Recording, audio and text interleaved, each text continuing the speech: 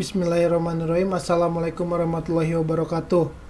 Pertama-tama saya ucapkan terima kasih kepada Ibu Dr. Tasya Aspiranti SMSI selaku pembimbing utama, Ibu Asni Mustikarani SMM selaku pembimbing kedua.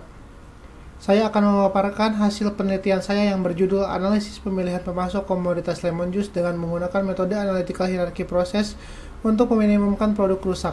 Studi kasus di PT Bimandiri Agrosedaya. Pentingnya pemasok dalam alur pendistribusian dalam suatu perusahaan. Untuk memastikan barang yang diterima oleh PT Bimandiri ini tergolong kategori baik, maka perusahaan haruslah memiliki pertimbangan yang tepat dalam pemilihan pemasok, agar produk rusak yang diterima oleh PT Bimandiri semakin kecil. Masalahnya, komoditas lemon juice ini baru dipasok oleh PT Bimandiri pada tahun 2017. Artinya, pemasok lemon juice yang terbilang baru sehingga kinerjanya masih fluktuatif atau berubah-ubah dan membutuhkan evaluasi. Solusinya dapat dilakukan pemilihan pemasok menggunakan metode analytical hierarchy process, sehingga memudahkan perusahaan untuk memilih pemasok khususnya pada komoditas lemon juice ini. Berdasarkan latar belakang masalah yang diuraikan di atas, maka data diidentifikasi masalah sebagai berikut. Bagaimana pemilihan pemasok yang dilakukan oleh PT Bimandiri saat ini, dan bagaimana pemilihan pemasok dengan menggunakan metode AHP di PT Bimandiri.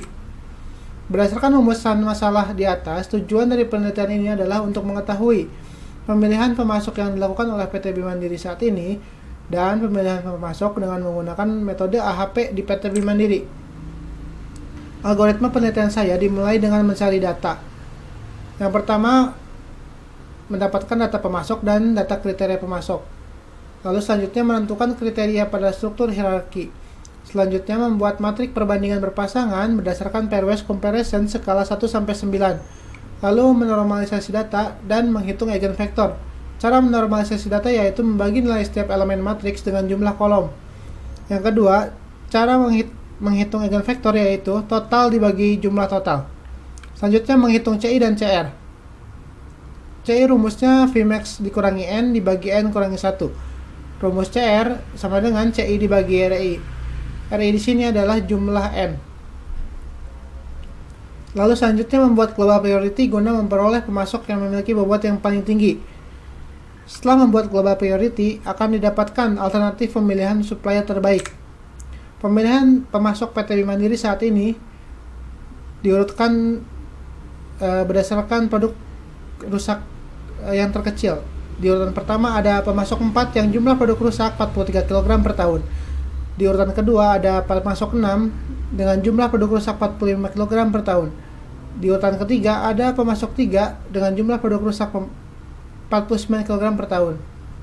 Dan seterusnya. Setelah menggunakan AHP, dari kriteria kualitas, harga, ketepatan jumlah, pengiriman, fleksibel, urutan yang pertama adalah pemasok 3 dengan bobot 0,246. Di urutan kedua ada pemasok 1 dengan bobot 0,242. Di urutan ketiga ada pemasok 4 dengan bobot 0,217. Setelah menggunakan metode AHP, pemasok 4 tergantikan posisinya oleh pemasok 3. Karena pemasok 4 hanya unggul dari meminimumkan produk rusak, harga dan ketepatan jumlah. Tetapi dari kriteria yang lain, pemasok 4 termasuk memiliki bobot yang kecil. Contohnya dari kriteria kualitas, yang hanya memiliki bobot 0,80. Dan total jumlah bobot dari pemasok 4 adalah 0,217. Dan menempatkan posisi di urutan ketiga.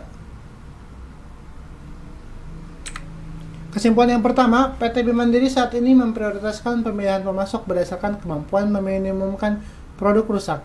Oleh karena itu, pemasok 4 adalah pemasok yang diprioritaskan karena mampu meminimumkan barang yang rusak, yaitu 43 kg per tahun. Kesimpulan kedua, dengan menggunakan metode AHP, pemasok 3 adalah pemasok yang memiliki keunggulan di dalam dua kriteria, yaitu kriteria kualitas dan pengiriman. Oleh karena itu, pemasok 3 memiliki bobot yang tinggi dari pemasok lainnya, dengan bobot 0,246.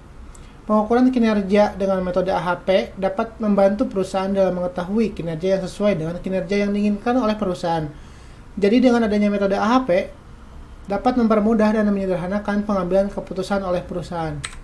Saran yang pertama, perusahaan bisa menerapkan metode AHP untuk membantu proses pengambilan keputusan. Semula, perusahaan PT Mandiri ini hanya punya penilaian dari satu aspek, yaitu dari barang yang rusak. Maka saran saya dalam memprioritaskan pemasok, tidak hanya satu kriteria saja. Jadi keputusan PT Mandiri bisa menambahkan kriteria yang lain sebagai bahan pengambilan keputusan. Ketika saya memberikan perhitungan menggunakan AHP, saran ini bukan untuk keselamanya, karena pemasok 3 tidak akan selamanya bagus. Artinya, penilaian kinerja pemasok itu harus dilakukan secara berkala atau berulang-ulang, agar bisa memberikan feedback terhadap pemasok. AHP ini sangat baik untuk menilai kinerja. Saran kedua, perusahaan dapat menggunakan pemasok 3, karena dalam perhitungan menggunakan metode AHP, pemasok 3 memiliki rata-rata bobot tertinggi pada kriteria kualitas dan pengiriman, sehingga perusahaan bisa memberikan reward kepada pemasok terbaik dan melakukan evaluasi terhadap pemasok-pemasok yang kinerjanya masih kurang, dengan tujuan agar pemasok-pemasok tersebut bisa meningkatkan kinerjanya. Terima kasih. Sekian pemaparan hasil penelitian saya. Wabillahi taufiq wal hidayah. Assalamualaikum warahmatullahi wabarakatuh.